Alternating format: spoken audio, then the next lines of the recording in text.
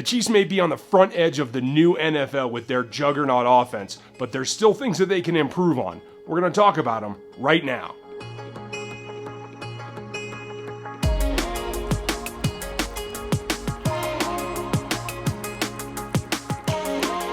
Welcome back to RGR Football. It's great to see y'all again. Hope you enjoyed your holiday, and now we are back. And this week has begun. The Chiefs are getting ready for this game against the Raiders, and we have to take another look back at what they did against those Los Angeles Rams and what still remains to be the game of the season at this point. Plenty to take away from that, but there are a couple aspects that we've heard a lot over this last bye week about how the NFL is becoming something new and it's changing. And the Chiefs are on the forefront of that in a number of ways. We're going to talk about several of them today. Appreciate everybody who's come back. If you're new to the channel, please hit the subscribe and that notification and hit that thumbs up if you like what you're seeing, as well as leave a comment. There's a lot of angles to take on this, and I want to see what you all think. We're going to start today pretty basic, and that is I got a little announcement. I finally finished one of my major projects. I'm going to have something brand new for you in the next video and going forward. So keep an eye out for that and let me know what you think. Now we start talking about what the Chiefs are, where they're going, and what they're doing.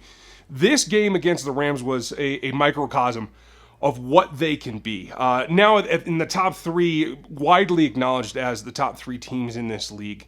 Clearly, what we've seen from Fallout is that the offense is carrying this team to a point that is very similar to what the Rams are doing, and maybe a touch behind what the Saints are accomplishing.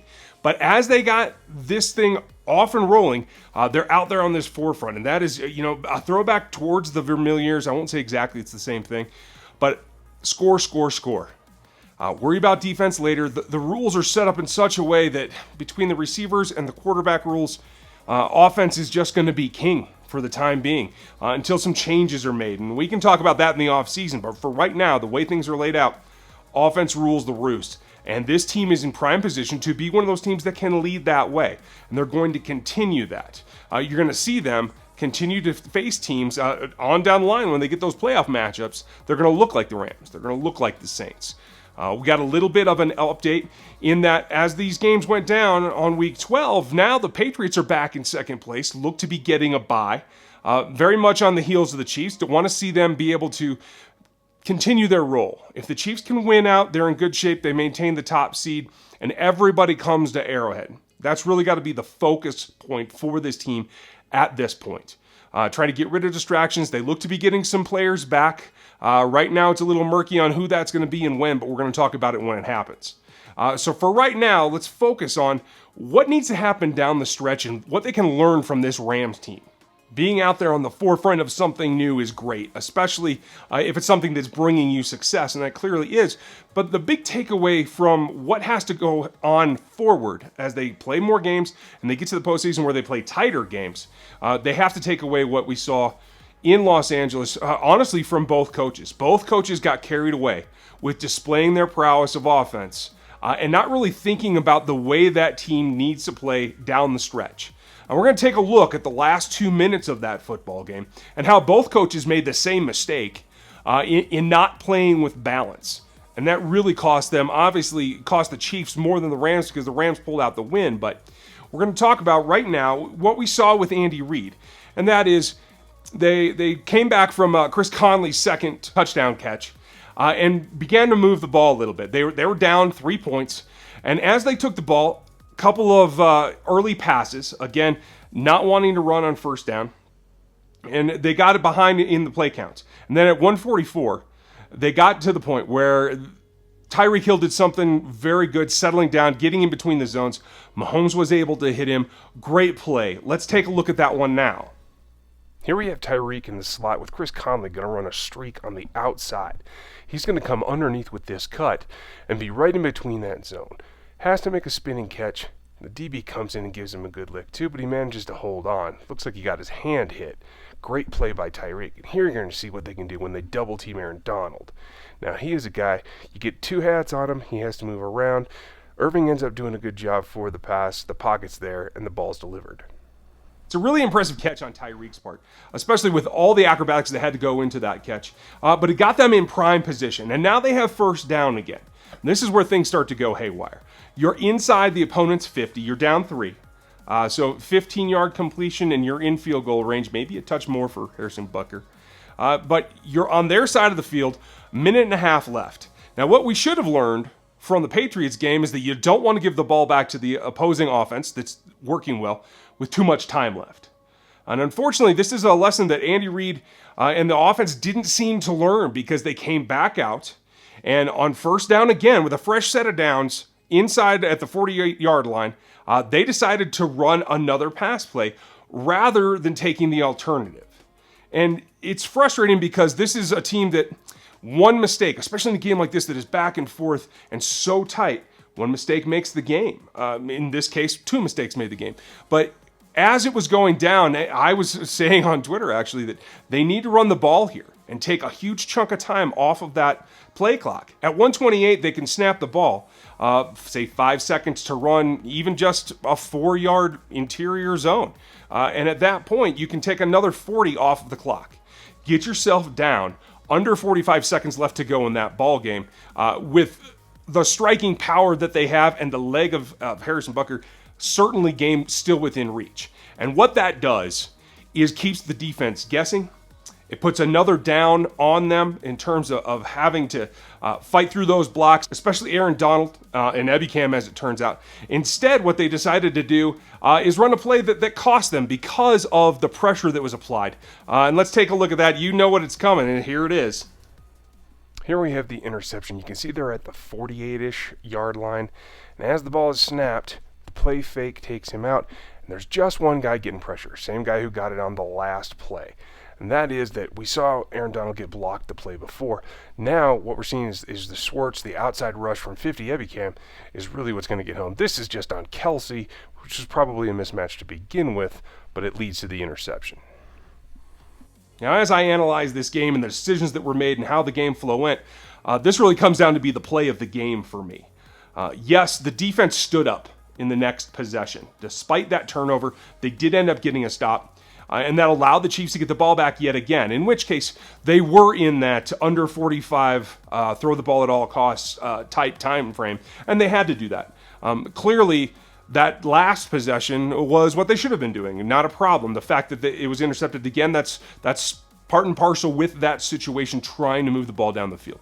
But that last one, the second to last drive at 1:28, that was the game changer. Had you just taken your foot off the gas for a second, taken a breather, run a simple run play, ate some clock, at that point, you would have been able to continue down the field. And quite frankly, I think that takes a little bit of steam out of the defense, and I don't think that interception to Peters happens. That's the big takeaway. And McVay turned around and did the same thing, not eating clock, not doing what he needed to do to salt away that win, and ended up giving the Chiefs another possession. Which with Pat Mahomes in this offense is always dangerous. So really both coaches need to take that away. And obviously it's an old tune with Andy Reid. We can talk about that ad nauseum going through the offseason. But as this team gets in closer games with teams like the Patriots, maybe the Steelers, certainly the Chargers still left on the regular season schedule, and then we start talking about who their NFC matchups might be down the line should they get that far in either the Rams or the Saints. These are all games that could come down to the same situations, tight games where the offense must score.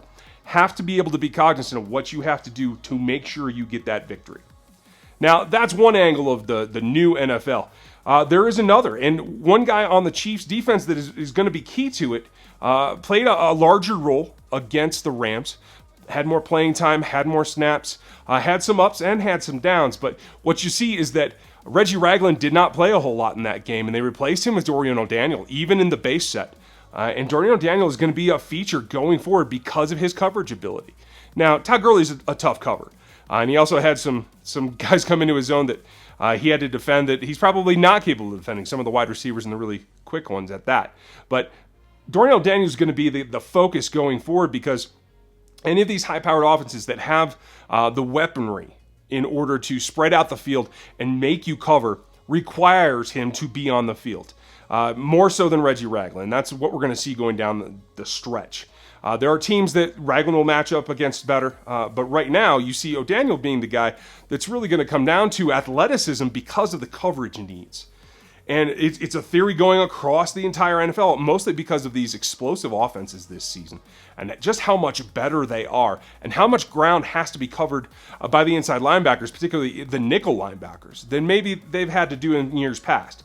This guy's going to be a down after down player for this team when they have to play this big nickel that they actually like. So let's take a couple looks at his plays.